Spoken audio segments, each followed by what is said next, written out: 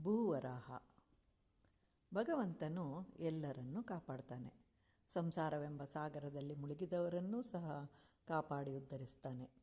ಪ್ರಳಯ ಕಾಲದಲ್ಲಿ ಮುಳುಗಿದ್ದ ಭೂದೇವಿಯನ್ನು ಉದ್ಧರಿಸಿದಂತೆ. ಆ ಸಮಯದಲ್ಲಿ ಶ್ವೇತವರಾಹ ರೂಪ ಅಂತಂದರೆ ಬಿಳಿಯ ಹಂದಿಯ ರೂಪವನ್ನು ಧರಿಸಿ ಬಂದಂತೆ. ಶ್ರೀ ಮಹಾವಿಷ್ಣುವು ವರಾಹ ರೂಪ ಧರಿಸ್ತಾನೆ. ಅಂತಹ ವಿರಾಟ್ ರೂಪ ಅಂತಂದರೆ ಬಹಳ ದೊಡ್ಡದಾದ ಅಂತ ಅರ್ಥ. ಇದನ್ನು ನೋಡಿ ಭೂದೇವಿಯು ಈ ಅವಕಾಶ ಮತ್ತೆ ಬರೋದಿಲ್ಲ ಅಂತ ಭಾವಿಸ್ಕೊಳ್ತಾಳೆ. ಸ್ವಾಮಿಯನ್ನು ಸಪ್ತ ಸಮುದ್ರಗಳಿಂದ ಅಭಿಷೇಕ ಮಾಡಬೇಕು ಅಂತ ಅಂದ್ಕೊಳ್ತಾಳೆ.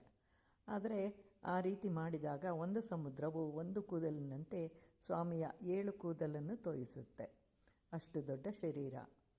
7 ಸಮುದ್ರಗಳು ಯಾವುದು ಅಂತಂದರೆ ಕಬ್ಬಿನ ರಸದ ಸಮುದ್ರ, ತುಪ್ಪ, ಹಾಲು, ಮದಿರ, ಉಪ್ಪು, ಮೊಸರು ಮತ್ತು ನೀರು. ಅದೇ ಪರಮಾತ್ಮನು ಶ್ರೀಕೃಷ್ಣನಾಗಿ ಜನಿಸಿ ಯಶೋದೆಯ ಮಗನಾಗಿ ಪ್ರತಿದಿನವೂ ಸ್ನಾನ ಮಾಡಿಸ್ಕೊಳ್ತಾನೆ, ಆನಂದವನ್ನು ಹೊಂದುತ್ತಾನೆ. ಈ ದೃಶ್ಯವನ್ನು ನೋಡಿದ ನಾರದರು ಆಶ್ಚರ್ಯದಿಂದ ಸ್ವಾಮಿಯ ಲೀಲೆಗೆ ತಲೆದೂಗ್ತಾರೆ. ಕಾರಣ ಸ್ವಾಮಿಯು ತಾಯಿಯ ಪ್ರೇಮಕ್ಕೆ ಮಣಿಯುವನು.